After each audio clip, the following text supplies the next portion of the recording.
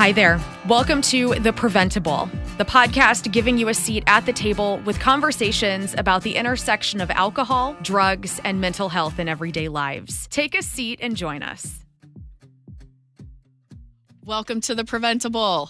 With me today is a kind of an old friend of the agency. One of my peers represents an amazing organization that I don't know if you know this, but I'm a super fan of the organization. I'll nerd out in a second here. But and a distinguished recipient of this year's Howard Potratz Alumni Award. So Beth Elders is with me today.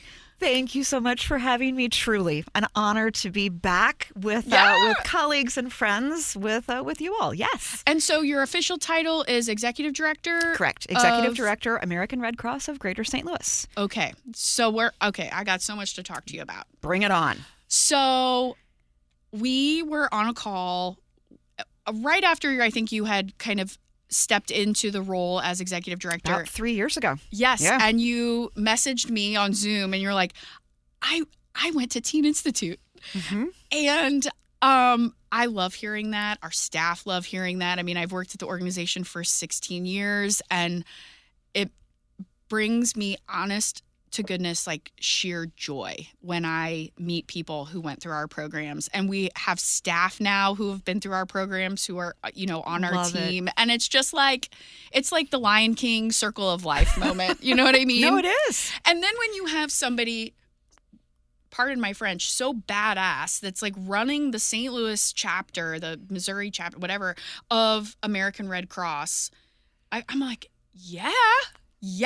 So tell me about Teen Institute. You bet. When you were a teenager. So, I mean, what I can tell you. Or your involvement with NCADA at that time. You bet. Like, I mean, I began, so NCADA's programming that you all still have is Yes. High Step, right? Yes. High School Taught Education Program, if memory serves me correctly. Yes, that is correct. And I began my freshman year of high school in High Step as one of the High Step presenters. We had a large High Step program at What high school did you go to? Crystal City High School Okay. in Jefferson County. Shout out Jefferson County. Booming metropolis. I graduated with 57 people in my graduating class back in the 90s, early 90s.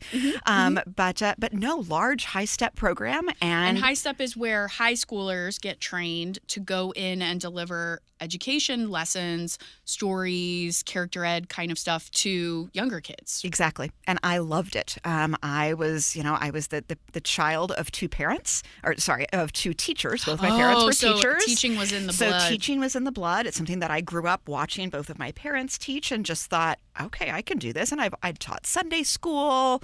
This was a perfect fit for me, and a perfect fit especially as a kid who was a high achiever academically and in music, but I wasn't in sports and I wasn't the most popular kid, right? I didn't quite fit in to that popular mold in a small high school. Mm-hmm. And for me, High Step was the place that not only did I fit in, but I thrived because I was able to use the gifts that I had in presenting and relating with kids and adults and others, telling stories, really in being comfortable in doing so. And then in leading, by my senior year, was the lead of our High Step program with our school counselor. And for me, it was something that gave me the self-esteem and the security that, you know what, I'm okay. Even I might not fit in here, but I do have gifts and skills to be used. And by that point, I can imagine you developed a strong network of peers who were probably very similar to yourself, who maybe weren't, quarterback or, cheerleader, weren't popular, but also weren't like a social outcast. Mm-hmm. But it's also that middle area. It really was. And the middle area, especially for a teenager, but let's be real, even for adults, like that middle area can be very hard. So the idea is to be mentors and have these young people look up to you and see that it's cool and see that that they don't have to be getting wasted all the time to be, cool and build relationships. So you're building the relationships with the young people, but then you're also building a cohort at your high school, of people who get you and see you. And for me, and in such a small school, our high step program truly was a pretty good cross section of our school population. So, which is how it's supposed to be. So there were cheerleaders, there were quarterbacks, there were sports stars and music nerds and nerds like people like myself and others. We all, that was where we came together. Yes. And it was one of those places that was okay. And you might not be sitting together in the lunchroom, but in this place, there was a real cross-section of kids from different, I would imagine, socioeconomic, different beliefs and home and whatever. But like in there, that's the thing that bonded you. That was exactly it. I mean, and that is a protective factor. These are the things we talk was. about all the time. No, very much so. It was bringing us together, as we were learning the curriculum, as we were really kind of learning those teaching tools, and then teaching in small groups, going through not only our elementary schools, but at the time, Jefferson R7 School District did not have a high school. So Crystal City High School High Step went into the R7 schools, and so all of their elementary schools as well. So it was learning to not only the teaching and the presentation skills, teaching and working with teachers, and just navigating that. A side of me that I didn't realize was there came out. And so it was through that Teen Institute came about my junior into my senior year that summer. Our school counselor brought it to me as we'd like to recommend you to go and to be a part. And so I did. I think that year, we were somewhere in Jeff City, somewhere in mid-Missouri. There was a camp. At that point in time, it was called like an MTI or an RTI, where it was more regional, or at one point we did them across the state. Okay. But we also then kind of did regional ones where kids, so basically with TI, you take your experience of what you had at High Step, and then you take that on a broader scale. And it's also a heterogeneous group of kids, right? When you're just meeting people that from towns that you never knew existed and who shared similar interests, and were like not total social outcasts. Right. For me as a small town girl, right? Growing up in a very small town, I was incredibly nervous. I remember before going, because it was going to be the largest group of peers, of people of my own age that I'd ever really been with. A great preparation for college, I might add. Oh, for sure. But also, looks great on a college resume. And my parents might have said that because I might have been the dork, right, preparing that resume early, but nonetheless. But what I learned when I stepped in they were students just like myself. And even though we came, some of us from very small schools around Missouri, some of us came from large suburban schools, urban areas, we had something that brought us together. And it was that niche and that passion for, preventative education, for really talking about some of those stigma topics that we didn't talk about. And at that time, right, it was the 80s, early 90s. It was very much alcohol and drug abuse centered, but more than that as well, talking about things like peer pressure, really looking at mental health in those components as well. And I remember that week feeling that I fit in a capacity that I didn't think I did in my everyday world. When I was in high school, so Leah Preston does that name ring a bell? So she was one of the, so I know like Marilyn Bader and those. Okay. Yeah. So so I went to Coriezu. Okay. Leah Preston was the counselor at Coriezu. I did not know this at the time and only found out about it when I started working here. She was a volunteer at Teen Institute. Okay. Because for years it was really volunteer-led because we didn't have the staff, right? And looking back, I found out that some kids from the Trend group went to Teen Institute. I was not in Trend. I wish I would have been in retrospect because I had friends that were choosing to drink and smoke marijuana, and I didn't want to do that, but I didn't know how to navigate those. So instead I just went on a big soapbox and completely was that kid. And I was looking back on it, I'm like, oh my God, I was so judgmental. And I lost a ton of friends, right? And I wish I would have been in Trend, but I wasn't. And so I didn't know really about TI when I was in high school. And then when I'm at NCADA and it's my, I'm in the job interview and they're like, okay, well, part of this job is you're going to have to staff this 3-night, 4-day camp with a bunch of teenagers. And I'm like, I'm going to have to go to a drug camp? Like, what is this? And I thought my first year going in that it was going to be a bunch of dorks who, not that I'm cool, by the way, but I thought it was going to be like a bunch of dorks sitting around talking about like why it's bad to use drugs. And I was like, this is going to be terrible. And I am not supposed to choose favorites, but it is my most favorite program that we do. And you can truly see transformation from day 1 to day 4. Mm-hmm. And you see the connection that teens have with each other, the self-growth, the connection that many of them have with adults for the first time ever. Yes. It is a life-changing experience, and I've never actually been a participant. I've only facilitated. Yeah. So I can't even imagine what it would be like to be a participant, especially at the height of it, I would say.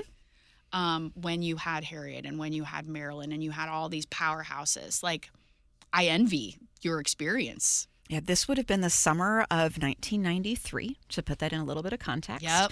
And it really was. It was large and it was powerful. It was moving. It was at an era, right, as we look historically, the war on drugs, Nancy Reagan, and all of that, it put context and construct to something that had been talked about on the news and in the media and in my classroom in a way that that I could understand, and that was more holistic than what I was getting in any other fashion, and really helped prepare me, not to sound too trite, but for that senior year and then going into college. I hear you. Because, right, I was in a small school, small town.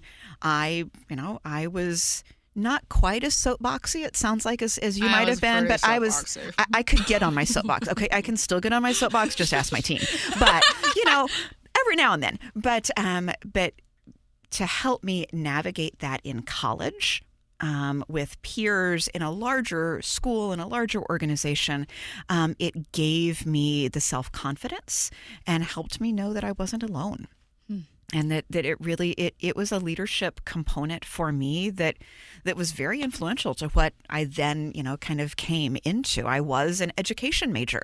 So I started college. I was a music education major. And in my first career, I was a band director, music teacher. Get out. Fun fact you probably didn't know. I did not know that. Yes. So that music nerd band dork that I was talking about, I became a junior high school band director, elementary music teacher and taught for about 8 years. Cool how the things that we beat ourselves up about, if we're doing it right, are the things that we kind of like hold on to and like wear with a badge of honor. You know? Very much so. Yeah. I as I've gotten older, and at the time I was not confident enough to say, this is who I am, and these are my strengths, and these are not my strengths, and, like it or leave it. I wasn't there then as a teenager. Yeah. I know teenagers now that are, and thanks honestly in part to what you all do, but to what everyone does to build that self-confidence. That didn't happen in the 80s and early 90s. No one was self-aware and really had the ability to stand up for themselves and say, this is who I am, this is who I'm not. But in retrospect, to look back at me, at that, 17-year-old Beth going through TI, and to recognize, no, the core of who she was is who I still am. That's right. Yes. I just got chills. Sorry. So speaking of the core of who we are, so my sister and I were talking last night on the phone. I have 2 nieces who are I see a lot of myself in them, in that they really want to do well in school. They don't like group projects. They'd rather do things on their own, and they go above and beyond on the projects because I can resonate with that. I know. We deep seem and personal like kindred level. spirits. Yeah. Okay. So I'm talking to my sister and nieces last night, and we're talking about something that I'm exploring. And my sister goes, you need to go full on Clara Barton. And my niece is like, what? So my sister tells this story to my nieces about this project I did in 8th grade about a historical figure. I chose Clara Barton. And I went a little above and beyond. And I rather than do an actual presentation, I decided to record a narrative pretending that I was Clara Barton and tending to these wounded soldiers in the field. Oh. And it was at the time that the Civil War documentary came out. Yeah. So my dad had the soundtrack, and I was like playing it in the background, and I was like reenacting Clara Barton. And this was my school project. I love it. And I got an A. Nicely done. Good job. Okay. Good job. So then in high school, fast forward a couple years, we have a social justice class. And in that social justice class, it's time for another project.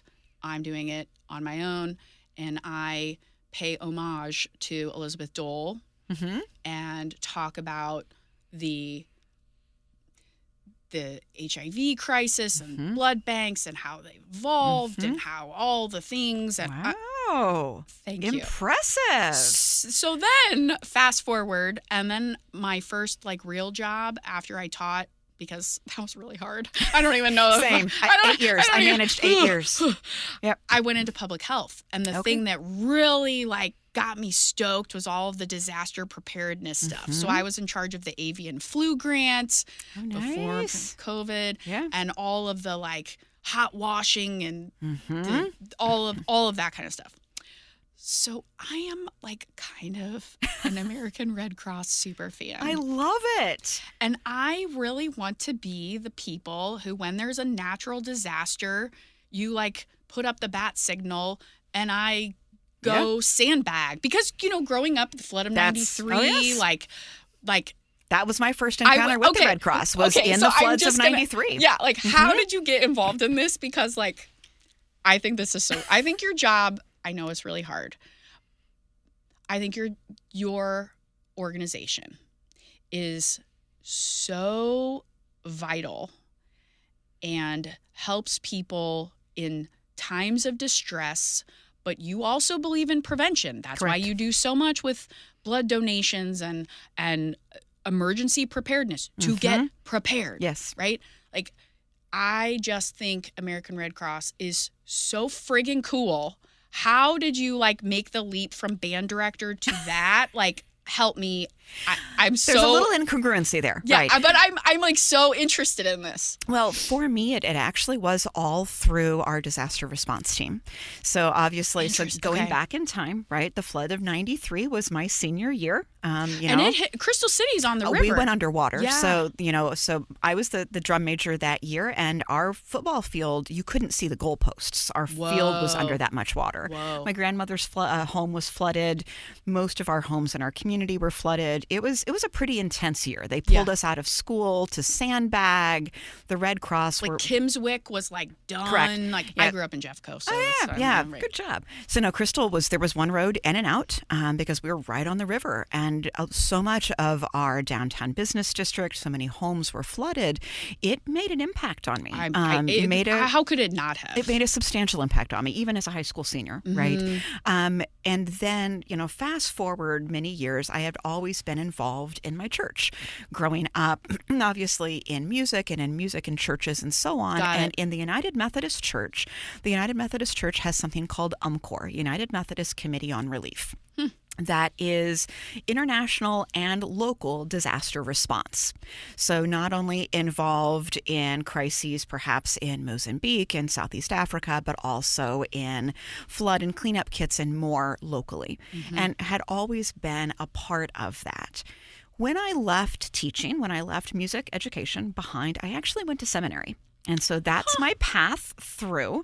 I went to Garrett Seminary in Chicago on the campus of Northwestern, United Methodist Seminary, ordained clergy. I still am. And I served on the staff of large United Methodist churches in missions ministries, which always encompassed disaster response. Oh my God. As a piece of all of that. This is so exciting to me. So I was serving in a large church here in St. Louis. I was on the clergy staff at Manchester United Methodist. Which is a big one, Which is a very large church, right at Manchester Road and 141. Yep. And was there during several large floods. And my first experience one night was getting a call from the Red Cross saying, we need to use your church as a shelter and we need to use it in about an hour. And so my husband, myself, and a few staff members met, and we cleaned out our gymnasium at the same time the city of Valley Park was being evacuated. Well, I was just going to say, before they did the construction, that part of 141 is like, Yep. I mean, it was underwater when it rained. And the city at that time, the residential area, the flood wall was only so high, or the levee was only so high, and the water had risen to a point that we couldn't guarantee that the levee was not going to break with that much water pressure against it. So they evacuated the city of Valley Park, and they brought them, instead of remaining in Valley Park where it is all in a basin, even the churches and schools and so on there, they brought them up the hill to Manchester. And I was meeting Metro buses standing outside of the church as the Red Cross was pulling in with their big trailer with cots and blankets and food and stuff. And I saw the Red Cross in action. And I saw what I loved and appreciated of the organization was not just the response and how they handled it, but who they served and how they served. One of the Red Cross movement is built upon 7 fundamental principles. You probably know some of this as a Red Cross history nerd. I like how you called me out on that. My sister, when she listens to this, is going to be dying laughing. My knowledge of Clara Barton is coming. But tell for people who don't know. Correct. The 7 fundamental principles. It's a component of the International Red Cross Red Crescent movement, which means that every national society of the Red Cross or Red Crescent adheres to these 7 fundamental principles. The American Red Cross is one of the national societies, just like the Canadian Red Cross, the Mexican Red Cross, right? The Ukrainian Red Cross, and more. There's a Red Cross Society or a Red Crescent Society in almost every country in the world. The fundamental principles that we adhere to, one of those is neutrality, which means that we serve anyone and everyone, regardless of who they are, who they love, where they live, or more, right? Period. And I watched as the Red Cross was able to be what many times the church struggles with being. And it is that truly inclusive environment where everyone is welcomed and served regardless of who they are, where they live, and more. And at a time that I was discerning my call really to ministry and to serve others, and I saw this wonderful ability of the American Red Cross, of a secular organization. It is not faith-based. It has no government funding and no faith connection. I saw them truly being the community, serving mostly as volunteers. It is largely volunteer. We are 90% volunteer-led. So to give you a picture, in the St. Louis metro area, which are the 19 counties that our group covers on both sides of the river, Illinois and Missouri, I have about 1,200 volunteers. And these are the people who are on the front lines of the Red Cross. If you've seen the Red Cross, you've probably seen a volunteer. You've not seen an employee. There's not many of us. They're volunteers. And the first volunteer I met, his name's Jerry Lambding. And Jerry was the one that showed up with that shelter trailer that night. And Jerry and a team of volunteers were with me in that shelter throughout the course of the next couple of weeks. And I got to know them, and I got to learn more about the Red Cross. I started talking with my predecessor, with Cindy Erickson, and started learning more about the organization and really saw their ability to not just serve the community, but also be a convener of other groups within the community in disaster response and disaster preparedness. Our church served as the MARC, Multi-Agency Resource Center. It's a group of governmental and non-governmental agencies that come together following a large disaster. It's convened by the Red Cross, and in this case, it was held in my church. And I saw the Red Cross convening all of these organizations, working across government lines, across faith lines. I saw everything from the Salvation Army to several other denominational entities, Southern Baptist, just so many churches, faith-based, governmental groups, all in one place at one time, all with a singular focus and a singular mission on helping the community. And it was at that time that I realized that's what I want to be a part of. An organization that is able to bring diverse groups of people together in order to prevent and alleviate human suffering in the face of emergencies. That's the mission of the Red Cross. Say that one more time. The mission of the Red Cross is to prevent and alleviate human suffering in the face of emergencies by leveraging the power of volunteers and the generosity of donors. And that's what I wanted to be a part of. And it was shortly thereafter. My background's always been in nonprofit management. So from my background in music education in the church, always serving in large churches and working internationally with UMCOR and nationally with UMCOR, it was a natural progression into the Red Cross. My first career in the Red Cross was as the Regional Information and Planning Manager. So I covered the 199 counties in Missouri, Arkansas, Illinois, and Kansas that we covered. And I did all of the emergency plan, multi-jurisdiction plans, statewide plans. So all of the scary things that folks don't want to know about nuclear power plants and what happens. You don't want to know about, the New Madrid fault, when it happens, if people are liquefied or not, right? All of those large plans, working across multi-jurisdictional plans, data visualization, data analysis, all of those pieces for a broad regional team.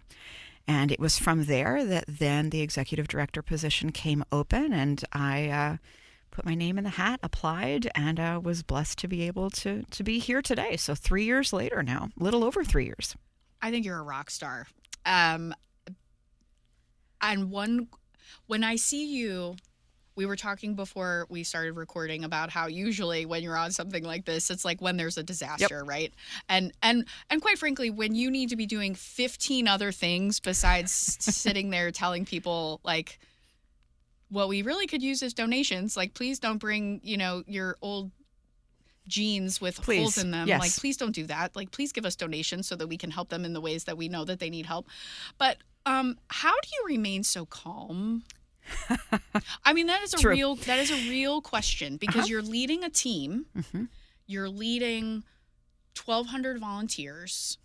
You're leading the general public who wants to know how to help, but doesn't exactly know how to help, but feels compelled to help. You don't want them to necessarily come start sandbagging, because then you're dealing with a people management issue. But sometimes you just need people to get here and help sandbag. And you're dealing with media, and you're dealing with your own personal life because, for example, during COVID, you're trying to manage that, but you also have your own health and your family's health that you're thinking about. So how do you stay calm, especially in the face of disaster or emergency? To be a non-anxious presence is my goal. To be able to be, the axiom of a duck, right? Calm on the surface and paddling like hell underneath, right? Yep. That's a mantra. Some of it is I can, and my husband has caught this in me. I can assume almost a different pitch of my voice, right? Yes. My husband's like, okay, I need you to turn off off work and just be. But there is the ability to flip almost a switch, to be able to be calm, to see strategically what needs to happen, and to lean on an amazing team to be able to make that happen. Mm-hmm. I learned that honestly early on, bluntly through High Step, because I did not pay you to say that. No, she did not pay me to say that. But so, I mean, those are my first experiences, and I was going up. I think one of the most frightening experiences that I can remember is going up in front of a group of first graders. They're squirrely. Oh, okay. I'd rather go to middle schoolers than lower elementary. And my mother, who was a fifth grade teacher, said, never let them see you sweat. Don't let them see your fear, because if they see it, you're dead. And I learned early on from my mother and my father both, right, both teachers, that when I walk in that door, I was to walk in. My dad used to tell me, walk like I was a large bird with tentacles on my feet, and just that I grasped the floor in which I stood and that I would not be moved. And I learned early on, both as a musician, right, standing in front of people and performing, and as an educator, the need to be able to be that non-anxious presence, to be able to get a message across to people. Now, I will kid you not, my team, especially, my disaster team, there have been moments that I am not that presence, when it all breaks loose and you can't be. It's also okay to be real. I was going to say, your team, oh, yeah. I've learned, it's been a hard lesson, but I've learned that my team also needs to see vulnerability in me. They need to see that I'm a human being, that I struggle, that I care too. Exactly. Because if we're just an impenetrable force, that's Nobody wants to be around somebody like that. And it's also not healthy mental health wise either, because then compartmentalizing, right? Then you compartmentalize, and where does that line stop? When do you allow those emotions to actually be able and flow? You can only compartmentalize so much. Yeah. And fortunately, in press conferences, in interviews, at those times, you're able to do that. But in front of a team, to be able to take that energy, to tell them that it's okay to be worried, to be scared, to be stressed to the gills, because during a large disaster response, what most of the public don't know is that our team, again, mostly volunteer-led with a handful of staff, usually average a 14-hour day, 14 to 16-hour day every single day. So you're physically exhausted. You're emotionally exhausted because you're seeing and working with individuals who have just lost everything. You're trying to corral different nonprofits and governmental agencies and work collaboratively across. It's taxing mentally, emotionally, and physically. It's okay to show that behind closed doors with your team, to have a place to acknowledge it, and then to move forward. To take that, to acknowledge what is, but then look at why you're there, what you're doing, and how you're able to clearly communicate and strategically move forward to see that big picture and to see what needs to happen and then make it happen. And that is something that perhaps it's because of my musician background, to be able to see a full score of a sheet of music and then be able to pull out one melody or one nuanced crescendo within that large picture. Is something that is relatively, I won't say easy, but it's something that I can do. Yeah, it seems like it's a to skill prioritize. Of yours. It is. And it's a piece that's also been developed through classes in emergency management, through leadership lessons, through courses in nonprofit management, right, and more. But it is the ability to be a non-anxious presence in leadership, but also to be vulnerable at the same time. Not that it's easy. No, it's not easy, but I'm just letting it sink in, kind of what you're saying. And I think what you're verbalizing is what I try to do, but that non-anxious presence is something that I know that I need to continue to work on, because I know when I'm having a really good day, like, people feel it. And when I'm like, not, like, I know people feel it too. Not because I go around going, I'm having a bad day, but I just know how my mood is. Yeah. And I think that's one of the privileges of being a leader of an organization, is that you do get to lead and coach and bring people along, but also, like, you have to be very mindful of how you're setting the tone. And it can be a beautiful thing, and it also can be like a... Very much so. I learned early on, some of my first deployments when I was on our disaster team, I would deploy nationally to large hurricanes, large responses across the nation. And I was many times on a leadership team that was brought in before the hurricane made impact to organize, to set up systems and structures and make sure that we knew what was going on where. And I remember being in South Carolina during Hurricane Florence. As it was making impact, as the hurricane was making impact, our leadership team was gathered in a ballroom in a hotel, and I was on my computer. We were having to relocate some of our shelters because they were flooding. And I had my computer open, and we were mapping and doing some flooding work, trying to figure out where we should move people. And the fire alarm goes off in the building. And it's pouring buckets outside, raining sideways. The fire department makes us evacuate. And I have my phone on my ear. I have a volunteer holding my laptop as I'm trying to relocate a few hundred people who are being flooded out of their shelter while standing in the rain with another person holding an umbrella over the top of me. And for me, that was one of my most stressful moments of, I don't know what the right. But to take that breath, to channel through it, to keep the main thing, the main thing, and to work each piece, chewable chunks, as it goes through. So the most important thing at that point was relocating the individuals. Everybody else was out here in the rain with me. I had wonderful people that were holding my computer and an umbrella while we were relocating people, right? adrenaline can also do some pretty amazing things. It is true. Speaking of amazing things, when we were sitting down, Max, I'm breaking the fourth wall here, but Max is on the Spring Awards Luncheon Committee as well, and we were having conversations about, who we wanted to recognize, and we don't always have people in every category. And this year for our 50th, we really wanted to lean into a lot of the categories, particularly the alumni leadership. And we were like, okay, well, who would be a good fit for this award? And then we would talk through it, and who would be a good fit for this award? And when the Alumni Leadership Award came up, I was like, I got the person.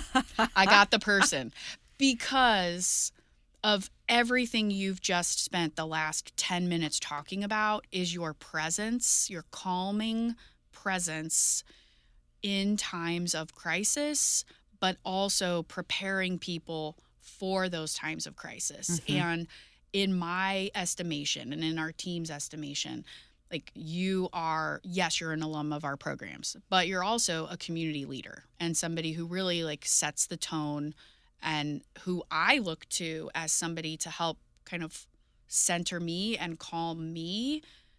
You've been on calls where I kind of get a little worked up, right? And you're just always so calming, but in a very authentic way, not in a one note, who the hell is this lady? But just in a,